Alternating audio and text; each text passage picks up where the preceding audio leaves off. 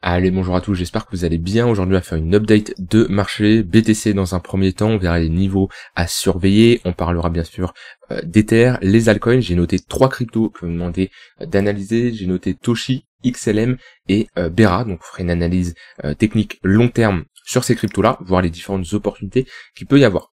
Alors, BTC, on continue à pousser, on est sur ce niveau de résistance des 107 000 $. Si on commence à clôturer au-dessus, d'avoir vraiment de l'acceptation, et bon, on repasserait au-dessus de ce niveau clé, et on peut ici voir qu'on a un nouveau niveau qui s'est tracé à force, le niveau globalement des 110 000 $, qui est un niveau où on a rejeté plusieurs fois, donc on voit que si on break ce niveau-là, c'est le prochain niveau à surveiller. Pour le moment, on est sur résistance, on voit que, comme je vous l'avais dit, c'est ici qu'on cherchait plutôt des longues. Quand on a eu cette réaction acheteuse et cette clôture qui était plutôt intéressante, on cherche toujours des longues sur l'extrémité basse et prendre des profits sur l'extrémité haute. Et on fait pas ce que l'inverse des gens veulent faire, c'est-à-dire commencer à FOMO, à chercher des longues comme ça quand on est sur résistance. Par contre, quand on a des replis et qu'on vient chercher un niveau de support, et ben ça y est, ça short, etc. Non, sauf si on a vraiment de l'acceptation et une clôture confirmée, mais tant qu'on n'a pas vraiment un break des 100 500 $, 100 000 $, pour moi, on est toujours à l'intérieur de ce range-là.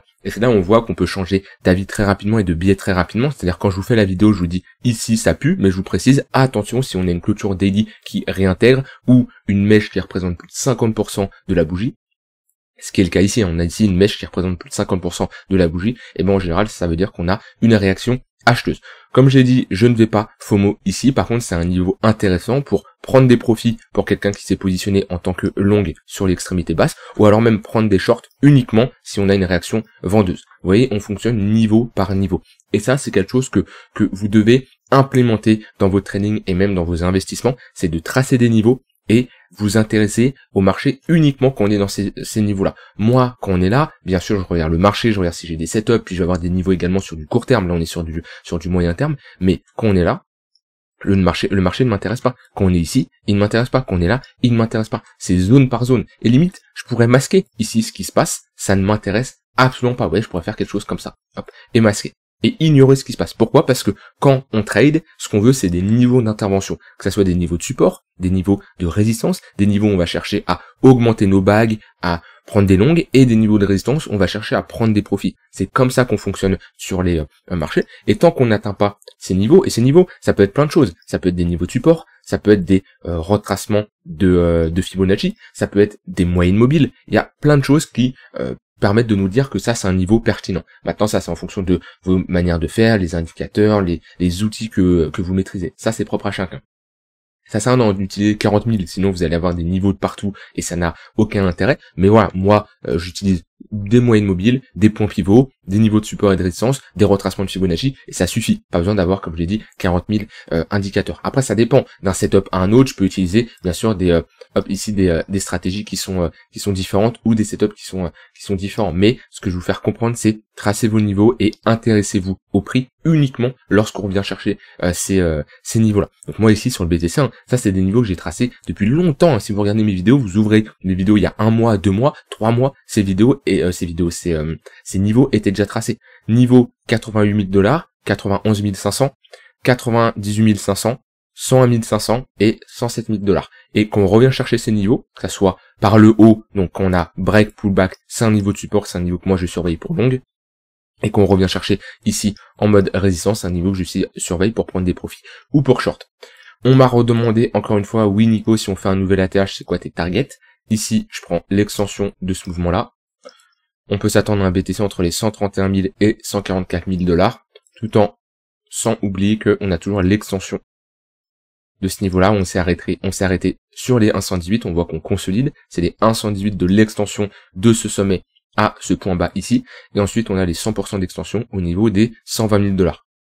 Et ça, je vous le dis, je ne sais pas si le marché va repartir en bull market. Mon but, c'est jamais d'anticiper ce que va faire le marché, c'est d'être prêt lorsque le marché me propose des signaux sur mes niveaux qui m'intéressent. Je ne sais pas ce qu'on va faire. Par contre, je sais ce qu'on fait si on va là. si on va là, si on va là, si on va là, je sais. Par contre, je ne sais pas si on y va, je sais simplement, moi, quelle est ma stratégie et ce que je veux mettre en place. Et aujourd'hui, on voit que le BTC pousse pas mal. Admettons, du jour au lendemain, on décide de partir et break les 115, 120 000 $. Vous devez avoir une stratégie qui vous dit où est-ce que vous prenez vos profits. Ne faites pas les mêmes erreurs que ceux qui sont dans les cryptos depuis un moment qui n'ont pas pris des profits ici, ceux qui sont dans les cryptos depuis maintenant quelques mois, peut-être un an, et qui n'ont pas pris leurs profits ici ou ici. Ne faites pas la même erreur. Et j'avais sorti une vidéo qui est toujours d'actualité, hein. Vous allez sur ma chaîne, vous allez ici dans playlist, et vous allez ici dans Masterclass Trading Investissement Crypto. J'ai fait ici des vidéos très intéressantes sur comment prendre ses profits. Voilà. Réussir son bull run, 5 manières de prendre des profits. Il y a clairement des vidéos très intéressantes. Voici mes 3 conseils pour sortir gagnant du bull market. On a ici des vidéos que je vous recommande absolument à aller voir. Oui, mes vidéos que je fais au quotidien, c'est très pertinent pour apprendre, que ce soit la psychologie, l'analyse technique, le trading, mais ici, Masterclass Trading Investissement Crypto, Secret Trader, mini-cours, tout ça, c'est des vidéos très intéressantes. Vous prenez le temps, vous en visionnez 1, 2 par jour, ça sert à rien d'être dans l'excès non plus, mais je vous garantis que vous allez énormément progresser si vous regardez l'ensemble de ces vidéos. Donc voilà, sur le BTC, là vous avez mon avis, vous avez des niveaux qu'il faut surveiller, ce qui veut dire que là, on se trouve actuellement, ce n'est pas un niveau, on va chercher à FOMO, à longue, puisqu'on est quand même sur résistance. On a eu ici un rebond de 10%. On a eu un rebond quand même de 10% en seulement quelques jours, là en seulement 3-4 jours. Donc c'est plutôt pas mal. Maintenant, sur du court terme, on reste ici dans un flux qui est haussier. Rappelez-vous, quand je vous ai fait la vidéo, c'était à ce niveau-là. On était là à 17h30, 18h, au niveau du tunnel 3 minutes. Je vous ai dit, regardez le tunnel, regardez les pullbacks à chaque fois, comment on a une réaction acheteuse. Et ben, qu'est-ce qu'on a ici? Qu'est-ce qu'on a fait toute la journée? On est revenu pullback, on est revenu pullback, on est revenu pullback, et à chaque fois, on a une réaction acheteuse. Alors c'est pas parce que ça l'a fait 7-8 fois que ça va le refaire la prochaine fois, c'est pas pour ça que vous devez vous dire « Ah ça y est, on a autant pullback, la prochaine fois c'est sûr à 100%, je fais all-in », parce que non, ça se trouve c'est le moment où on casse, et le but c'est pas de cramer son capital. Par contre, voilà, c'est comme ça qu'on fonctionne, et ça je vous l'ai dit, qu'on retrouve un flux haussier, qu'on a des moyennes mobiles orientées à la hausse avec un fort pump, qu'on a un 3 minutes qui repasse au-dessus du 15, un 15 qui repasse au-dessus d'une heure, faites de la continuation de tendance. Prenez ces niveaux, prenez ces points de repère. On commence pas à FOMO quand on est ici sur des bougies fortement impulsives voilà, on voit, on prend plus 2-3% là en quelques temps. On attend un retracement, revenir chercher des niveaux intéressants, des points de repère qu'on a identifiés, ici les moyennes mobiles, et quand on y revient, on regarde si on a une réaction acheteuse. Ça peut être une mèche basse, ça peut être un ravalement, ça peut être une petite pattern de retournement. Chacun a sa réaction acheteuse qui veut voir, ça dépend des patterns que vous voulez avoir. Mais voilà, les patterns, la chose qu'on apprend, la première chose qu'on apprend en trading, hein, si je mets pattern trading, ça doit vous parler. C'est la première chose qu'on voit, en général. Vous voyez, les figures comme ça. C'est la première chose, en général, qu'on voit quand on commence à trader. Et on pense souvent qu'il y a que ça qu'il nous faut pour trader. Pourtant, ça, c'est vraiment la cerise sur le gâteau. C'est la dernière chose qu'on va regarder pour rentrer en position. Il y a tout un contexte, il y a la gestion du risque, il y a les niveaux d'intervention, il y a plein de choses à prendre en compte. Et ensuite, quand on arrive sur nos niveaux, quand tout le travail a été fait bien avant, ça, la réaction nous permet d'affiner et de rentrer en position. Et je connais des personnes qui rentrent en position sans regarder de pattern. Ça, c'est bien sûr, c'est propre à chacun. Et je peux avoir également des setups, moi, que j'utilise sans avoir spécialement de pattern. Voilà, globalement, sur BTC, c'est pas mal. On a également ici un funding qui est négatif. Je vous rappelle, le funding, ça permet de maintenir le prix du contrat perpétuel proche du prix du contrat spot, hein, parce que c'est deux contrats qui sont différents. Donc le funding, ça permet de savoir qui paye des frais à qui. Quand on a un funding positif, les longues qui longuent sur les contrats dérivés payent des frais aux shorts, et quand on a un funding qui est négatif, c'est les shorts qui payent des frais au long. Comme je l'ai dit, ça permet d'éviter qu'il y ait de la certaine manipulation et qu'on ait surtout un prix du contrat perpétuel proche du prix du contrat spot. Et quand on a comme ça un funding négatif, ça peut sous-entendre qu'on a tout simplement un FOMO au niveau des shorts, on a plus de shorts que de longues, vu qu'on a des shorts qui payent des frais au long. Et là, qu'est-ce qu'on voit? On a tout simplement une hausse du prix avec un funding qui est négatif, ou un funding qui ne pump pas énormément. Ce qui est plutôt pas mal. C'est ce qu'on ne veut pas voir en général quand on a un marché, vous voyez, quand on a un funding négatif et qu'on monte avec un funding négatif, c'est très intéressant. Et on témoigne ici la charte, on le voit bien. Par contre, quand on commence à avoir un funding fortement positif, comme on a là, attention, méfiance, on peut être sur des potentiels top. Ça ne suffit pas pour prendre uniquement une décision de long ou de short avec un indicateur, mais en tout cas ça nous permet de voir un peu comment se passe d'un point de vue order flow entre l'offre et la demande. Et là le fait d'avoir ici une hausse avec pas spécialement une forte augmentation du funding et même un funding négatif, je trouve c'est un signal qui est plutôt pas mal et qui nous témoigne tout simplement que on a ici un marché qui monte doucement, j'ai envie de dire, mais sûrement. Maintenant, comme j'ai dit, on est sur résistance, attention, mais en général c'est plutôt pas mal sur résistance d'avoir un funding qui est négatif. Ce qui fait que c'est pas pour ça que je vais FOMO long et rentrer sur résistance, mais le fait d'être sur résistance avec un funding négatif et que peu de gens n'y croient pas, c'est comme ça qu'on peut l'interpréter, ça peut nous montrer que ok, on a peut-être plus de chances de break cette résistance que aller chercher une résistance avec énormément de gens qui FOMO, énormément de longues. Parce que si il y a énormément de longues qui FOMO avant la résistance, bah dites-vous, si tout le monde est dans le train, s'il y a tous les acheteurs qui sont rentrés en position, qu'est-ce qui reste? Eh ben il reste que des futurs vendeurs. Rappelez-vous ça. Si le train est chargé à fond, si tous les acheteurs sont rentrés en position comme ils le souhaitaient, bah il n'y a plus d'acheteurs. Et du coup il reste que des vendeurs. Parce qu'un acheteur c'est un futur vendeur. Et automatiquement bah on a une perte de momentum et c'est comme ça qu'on peut se retourner. Voilà de mon côté sur le BTC. Pas grand chose à dire de plus là-dessus. Au niveau d'Ether, un peu plus faible que le BTC ces derniers temps, on est surtout revenu chercher cette zone ici de résistance. On le voit bien, si je mets ici un volume profile et je prends ce range, hop, on voit qu'on est parfaitement revenu chercher la précédente value area low. De toute façon, on voit qu'on a break ce range par le bas, hein, c'est un fait, on peut pas le nier, on l'a break, on est en train de pullback, on revient chercher cette zone de résistance, on est revenu chercher ici la value area low, et on voit bien qu'on a ici des mèches hautes hein, à ce niveau-là, ce qui nous témoigne qu'on a une petite réaction vendeuse. Donc si le BTC pousse, il n'y aura pas de mal à Ether de réintégrer, et d'ailleurs si on réintègre et on fait ce genre de pattern, on aura de grandes chances de retourner chercher l'extrémité haute, sauf que là on aura fait une déviation, réintégration, déviation à nouveau, réintégration, on aura de très fortes chances d'aller casser ce niveau-là. Mais pour le moment, on est sur résistance, on commence pas ici à FOMO, à se précipiter, à faire des erreurs, c'est hors de question de FOMO ici, un niveau de résistance. Bon, je l'avais parlé de ce niveau, hein, les 2100, 2200 $. À ce niveau-là, un niveau clé. Pourquoi? Parce que c'est notre précédent niveau de support weekly, un gros niveau long terme qui est très intéressant à surveiller. Et on voit qu'on est venu parfaitement mécher et on a eu un bon rebond là de 15 voire peut-être presque 20% en prenant jusqu'au point le plus haut. Donc sur Ether, sur du weekly, ça reste encourageant et j'étais le premier à vous dire que tant qu'on garde les 2100 $, c'est pas mal et surtout j'aimerais voir ici une pattern de retournement, une structure en W comme on a pu avoir à ce niveau-là, comme on a pu avoir à ce niveau-là, à ce niveau-là. C'est en général des structures très intéressantes qui nous permettent de bottom. Et ça sera un signal puissant. C'est-à-dire que si Ether valide et commence à se réinstaller au-dessus des 2800, on confirmerait en weekly une tendance haussière avec des creux des sommets de plus en plus haut. Et là pour moi, la prochaine target, ça sera les 4000 $. Voilà sur Ether, on m'a demandé des altcoins à analyser, on va regarder tout ça. Alors j'ai noté ici Toshi, après on fait l'analyse du marché US et on termine avec la question du jour qui est très intéressante. Toshi, je sais pas s'il y a beaucoup d'historique de prix. Bybit, Coin, ouais, on va prendre de Poloniex ou Coinex. Ouais, on va prendre Poloniex. Alors. Bon, je ne connais pas du tout cette crypto. Ce qu'il faut voir, c'est qu'elle n'est pas listée sur énormément d'exchanges. En tout cas, elle n'est pas sur Binance, sur les plus gros. Ce qui fait qu'elle peut être potentiellement listée par la suite et ce qui peut être bien sûr bullish. Après, voilà, faut pas non plus anticiper, se dire j'achète une crypto parce qu'elle n'est pas listée sur Binance. Je regardais juste ici si j'avais assez d'historique. 2023, 184 selon CoinMarketCap. Donc ça, c'est un point à prendre en compte, hein, c'est savoir quelle est la représentation du market cap comparé aux autres cryptos et voir le classement. On est quand même sur un market cap assez faible, ce qui veut dire qu'il y a un potentiel. C'est vrai, plus le market cap est faible, plus la crypto peut performer, parce qu'aujourd'hui, BTC ne peut pas faire un x100 du jour au lendemain, qu'une crypto comme ça peut faire une très bonne performance. Par contre, attention, ça peut être le cas contraire, c'est-à-dire c'est des cryptos qui sont beaucoup plus volatiles et qui peuvent connaître un moins 95, moins 99%.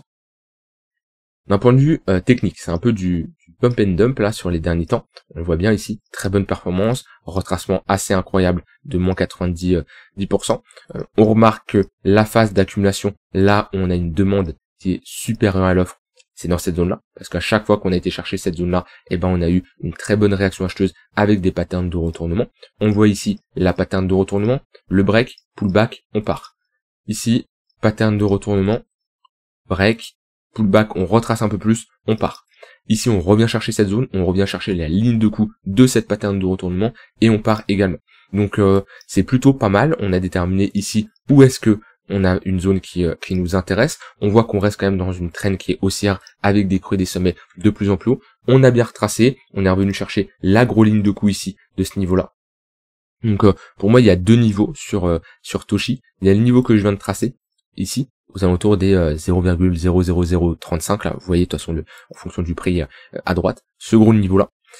Tant qu'on le maintient, c'est plutôt pas mal. Si on le réintègre, on aurait de grandes chances de revenir chercher l'extrémité opposée. Mais dans tous les cas, ces deux niveaux, c'est des très bonnes zones de localisation pour chercher des longues. Maintenant, prenez en compte que c'est une crypto à faible market cap. On va pas mettre 30% de son capital là-dessus. Si vous avez plus de Toshi que de BTC dans votre portefeuille, pour moi, il y a un problème d'exposition. Ou alors, vous avez vraiment de fortes convictions là-dessus, mais en général, ça reste assez peu probable. Ou alors, c'est vraiment une crypto qui va révolutionner l'écosystème et je ne suis pas encore au courant. Hein. Je ne fais pas une analyse de toutes les altcoins.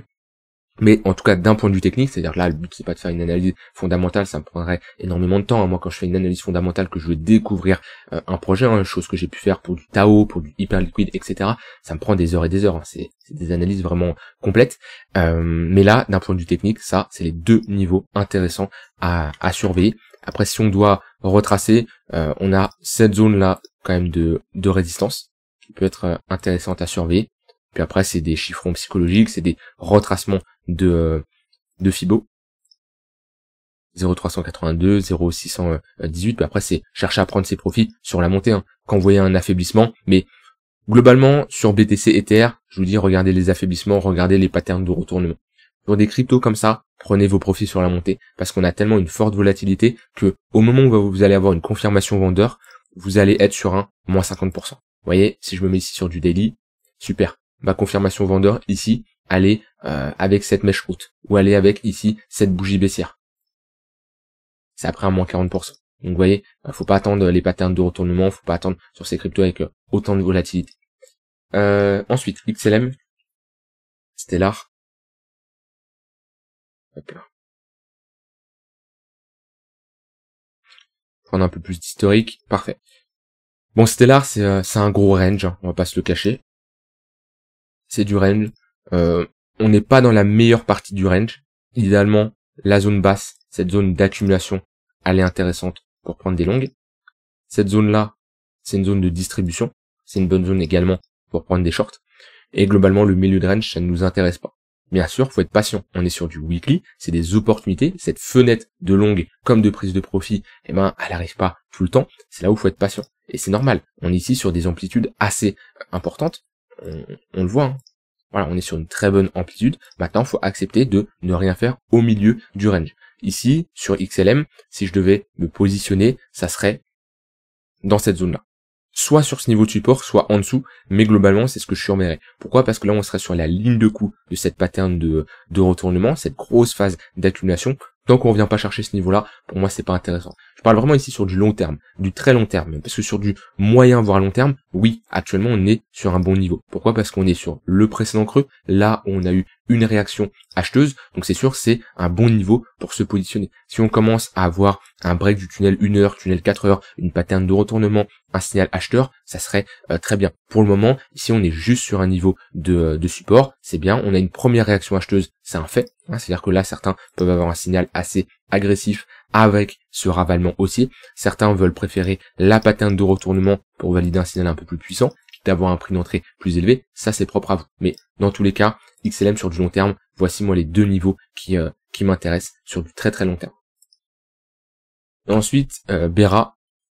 Bera, c'est un projet qui est correct. Maintenant, j'ai préféré largement me concentrer sur Hyperliquid parce que d'un point de vue technique, quand même la charte d'Hyperliquid me parlait plus sur certains points, mais d'un point de vue fondamental, largement Hyperliquid. Les deux projets sont un peu sortis, un peu en décalé, pas le jour même, mais c'était un peu dans la même hype. Beaucoup en ont parlé. J'ai pas spécialement fait une analyse fondamentale très poussée sur Bera. Il y a des points qui sont intéressants, mais voilà, j'ai fait mon choix hyper liquide, au final ça paye, et on voit que ceux qui sont positionnés sur Bera, malheureusement, c'est pas très joli ce qu'on est en train de faire, et c'est là où on voit la différence entre Hype et Bera, hein. C'est-à-dire que si je compare les deux charts, hop, je vais me mettre ici, tac, oui je sais pourquoi il me fait ça, tac. Voilà, on voit bien, là je suis en daily, je suis en daily, parfait.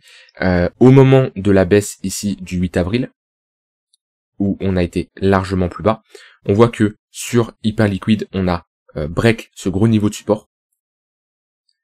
Sur Bera, on a break également un gros niveau. Là, dans tous les cas, sur les deux, on était dans une phase de latéralisation. Et on voit la différence entre une bonne réaction acheteuse. Sur Bera, elle a eu lieu, mais elle a mené à rien à ce niveau-là. Et là, ça peut être la différence entre la communauté, le fonda qui change entre les deux. Parce que d'un point de vue technique, les charts se ressemblent pas mal, hein. Même si ça s'est pas réalisé sur la même période de temps. C'est-à-dire que Mars, c'est ici, alors que là, Mars, c'est à ce niveau-là. Ça s'est pas réalisé sur la même période de temps. Mais quand même, on voit qu'on a une chart qui est assez similaire. La différence, c'est que Hyper Liquid, là, on est parti, alors que sur Bera, absolument pas. Maintenant, c'est pas pour ça qu'on ne peut pas faire une analyse technique dessus. La chart est moche, faut le dire. On est dans une forte tendance baissière, avec des moyennes mobiles qui sont toujours orientées à la baisse. Et moi là, patientez. Honnêtement, parce qu'on peut continuer à glisser comme ça. Ici, on le voit bien, on a continué à glisser. On peut continuer, qu'est-ce qui nous empêche de continuer à glisser? C'est-à-dire que pour le moment, on a une heure qui est sous le 4 heures. On fait des creux des sommets de plus en plus bas. Le meilleur conseil que je peux vous donner, attendez une stabilisation du prix. Attendez une phase de latéralisation, ou si vous êtes agressif, attendez d'avoir une réaction acheteuse avec un 1 heure qui repasse au-dessus du 4 heures. Ou si vous voulez être encore plus agressif, un prix qui repasse au-dessus du 4 heures. Pour le moment, c'est beaucoup trop tôt pour se positionner. Si je recompare à Hype, il y a plusieurs manières de se positionner. Soit vous attendez que le prix repasse au-dessus du 4 heures. Ça nous donne un signal à ce niveau-là. Soit vous attendez que le 1 heure repasse au-dessus du 4 heures. Ça nous donne un signal à ce niveau-là. Voilà, ça c'est, comme je l'ai dit, propre à chacun, mais patientez. Vous voyez, quand on est comme ça dans une tendance baissière, on ne cherche pas à FOMO. Ça dépend de chacun. Moi ici, j'ai de fortes convictions d'un point de vue fonda, j'ai mis des ordres en mode épuisette. Ce qui n'est pas le cas ici sur Bera. Mais voilà, soyez prudents sur des cryptos comme ça, qui font des all-time low sur all-time low. Ça peut creuser profond et commencez pas un DCA sur ce genre de crypto. Voilà pour les altcoins. On a un marché US qui performe plutôt bien. Voilà, on le voit ici au niveau du Nasdaq, on s'envole très bien. Ça dépend si on prend ici les contrats à terme ou pas, mais dans tous les cas, ici c'est ATH sur les contrats à terme, pas spécialement. Alors on est quand même sur des gros niveaux de résistance, mais c'est plutôt pas mal. Idéalement, on aimerait bien avoir de l'installation, que ça soit S&P, que ça soit Nasdaq, au-dessus des ATH et avoir de la continuation. C'est-à-dire que c'est bien de faire des ATH, mais il faut pas faire comme le BTC où il a juste fait un ATH, il a rapidement réintégré. On veut de l'acceptation. C'est-à-dire que si je prends les pressants ATH ici sur les SP500, vous voyez, hop. Là, on a un break, on a vraiment de l'acceptation. On clôture au-dessus. Pareil pour le Nasdaq, vous voyez, hop. On a de l'acceptation, on clôture et on poursuit. Et on se maintient au-dessus de ce niveau-là. On ne veut pas juste faire un petit break timide et réintégrer. Non, ça nous intéresse absolument pas. Si on a ça, bien sûr c'est bullish pour les cryptos parce qu'on a une corrélation bien sûr qui est positive entre les cryptos et le marché US. En général, quand on a S&P Nasdaq qui se porte bien, les cryptos se portent également bien. Voilà, de ce côté-là, donc pour le moment c'est pas mal, pas de signaux de retournement. Attention, le contexte géopolitique est toujours là, mais on voit que le marché réagit assez surprenant à la hausse. Après, on fait un peu du ping-pong sur les annonces de ce côté-là, un coup c'est pas mal, un coup il y a un cessez-le-feu, un coup ça repart, etc. Bon, on peut pas anticiper ce qui va se passer. Ce qui est sûr, c'est que les marchés sont bullish à long terme, ça ne change pas, c'est un fait, BTC, SP500, Nasdaq. Donc si je devais choisir un seul biais sur du long terme, ça serait bien sûr bull. Maintenant, c'est pas pour ça qu'il faut se positionner n'importe comment. Je termine avec la question du jour. On me dit, hop, caché. Merci pour la qualité de ton contenu, super pédagogique comme toujours. Alors je te remercie déjà pour les compliments. Petite question, je rappelle, chaque jour je prends une question qui est posée dans les commentaires. S'il y en a pas, il n'y a pas de question, mais je trouve ça dommage. N'hésitez pas dès maintenant à me poser une question que vous aimeriez que je réponde en commentaire. Petite question, j'ai régulièrement des trades perdants à cause de mes stop loss. Je me fais sortir sur des mèches juste avant que le prix reparte dans ma direction et tape mon TP. Frustrant. Je trade principalement l'Ether. Tu aurais des conseils pour mieux placer ces stop loss et éviter de se faire chasser ou gérer ça autrement. Alors, ce qu'il faut comprendre, il y a plusieurs points à comprendre. Il y a plusieurs points à comprendre. Déjà, moi, ça dépend si tu es sur du court terme, moyen terme, long terme, si tu utilises des leviers ou pas. Si tu n'utilises pas de levier, moi je ne fonctionne plus, j'ai fait comme ça un temps, avant je fonctionnais avec des stop loss, mais si je n'utilise pas de levier et que je suis en spot, je n'utilise absolument pas de stop loss, j'utilise des stop loss, on va dire, en clôture. C'est-à-dire que ça va éviter de me faire chasser, comme ici on pourrait le penser, c'est-à-dire que le marché chasse le stop loss et repart à la hausse. Alors que si j'ai un stop loss en mode clôture, ça fait que j'accepte potentiellement que ça clôture plus bas que mon stop loss, mais globalement, si on mèche et on repart, moi je reste en position. Donc pour du long terme, je vais fonctionner de cette manière, c'est-à-dire des stop loss en mode clôture. Maintenant, si tu fais de l'intraday, si tu fais du scalp, tu n'as pas le choix d'avoir un stop loss, parce que si tu as une forte news, si le marché part, tu peux te faire liquider, tu peux cramer ton compte. Un stop loss, c'est une invalidation. C'est-à-dire que quand tu trades, tu as un scénario, d'accord? Tu as une hypothèse de travail, ça peut être une tendance, ça peut être un range, peu importe. Tu as quelque chose qui te dit, ok, tu as un scénario en tête. Ton stop loss, c'est quand le marché invalide ton scénario. Traduction, tu es dans un range, le marché part à la baisse, t'invalides ton scénario. Alors bien sûr, des fois, il y aura des fausses cassures. C'est comme ça. C'est le marché. Déjà, le marché ne va pas toujours aller dans ton sens. Le marché, des fois, il y a des fausses cassures. Ça y fait partie. Maintenant, c'est comme ça.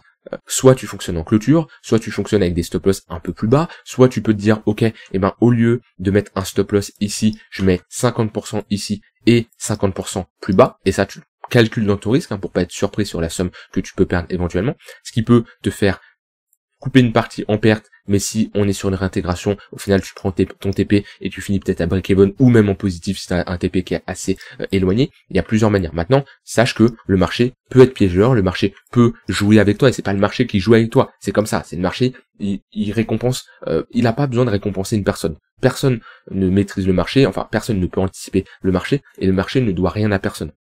Donc c'est pas les market makers, c'est pas les baleines qui te manipulent, ça. Attention, je vois beaucoup sur les réseaux. Oui, il y a eu ça, c'est pour liquider du monde. Oui, c'est pour manipuler. Tiens, mon stop loss il a sauté parce qu'il y a une baleine qui a besoin de. Non.